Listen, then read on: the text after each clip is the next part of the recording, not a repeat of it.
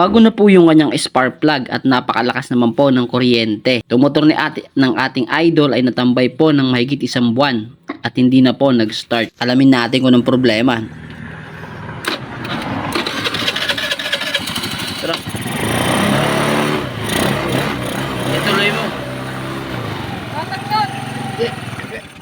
Okay na sana sa part na ito nang biglang nagkaroon kami ng problema. Ano yung naging problema niya? Na-stuck man. Sa part na ito ay nagulat kami dahil nagkaroon ng problema yung ating idol dito, yung kasama natin dito sa shop, ay hindi na po mahugot yung kanyang kamay sa pagkakapasok. Ayan o.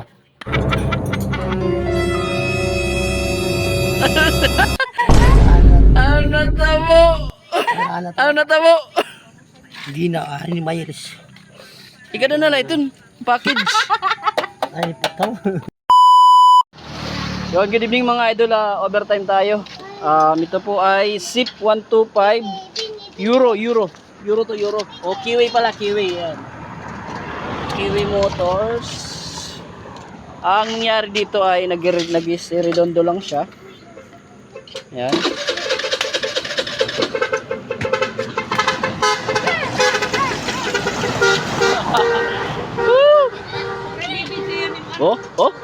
Oh, sa'yo. Iyan, no? Ini. Ayaw. No. Oh. So, hindi siya nagtutuloy. Check natin. May gas naman siya. Check natin yung kanyang spark plug, no? Tagalan mo to.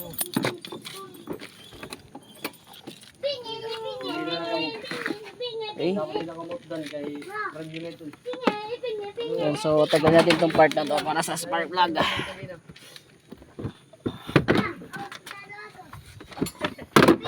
Oops. Dahan. Slowly but surely. So, yung spark plug. Yan, try natin muna i-disconnect. May titon to, no? Ayun. So, try natin dito kung mag-start. Ayun. Susi. Start. Naka-on eh. Pawadi pala. Shoot mo. Ito mga siya. Yun. Susi. Okay. Okay, start. I-click we start. Meron. So, malakas. Tingnan natin yung isa niyang spark plug.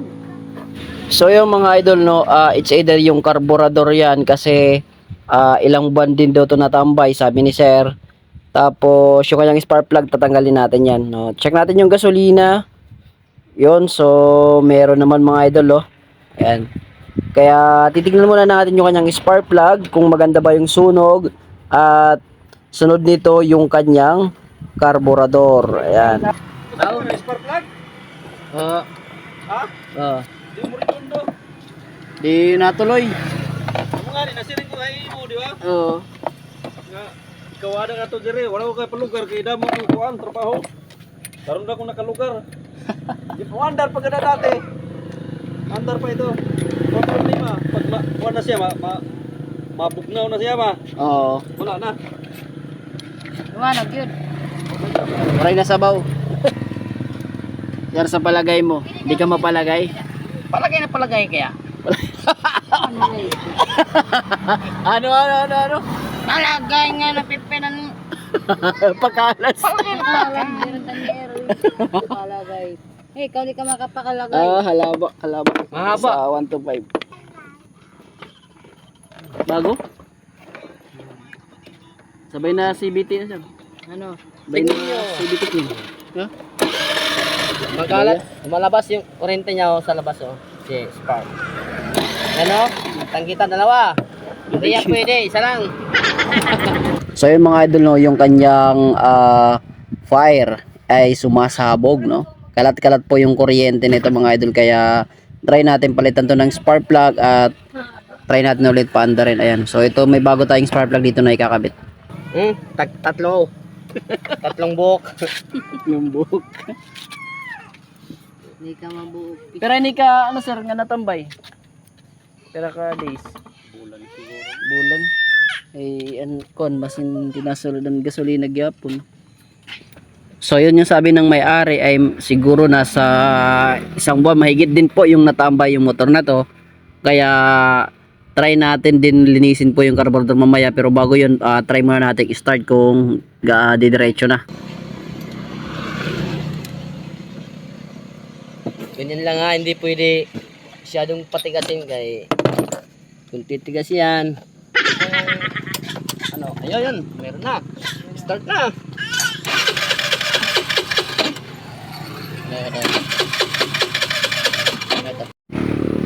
Yo mga idol, at hindi pa rin po nagtutuloy po yung kanyang pag-start, no.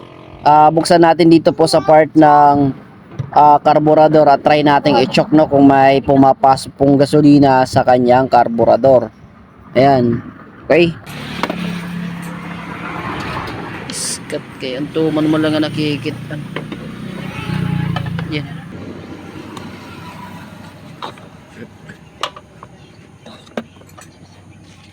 Di nga ni madaro tatanggal at nalagat. Para makabuglo kita. Inat na stuck kasi. Kuot? Yeah, okay, di makukuot. Okay.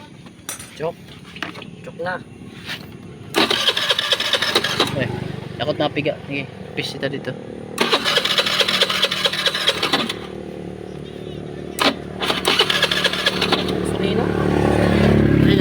Yun, at hindi pa rin po nag-start mga idol. Sa part na ito ay kinailangan na natin itong baklasin at tignan kung ano yung problema sa kanyang carburetor. Ayan, so pwede natin mapanood yung full video nito sa ating YouTube channel, Papa Chad TV. Ayan, so tingnan nyo lang po doon mga idol. So dito lang muna tayo. Peace out na mga tropa. Bye-bye. Salamat po.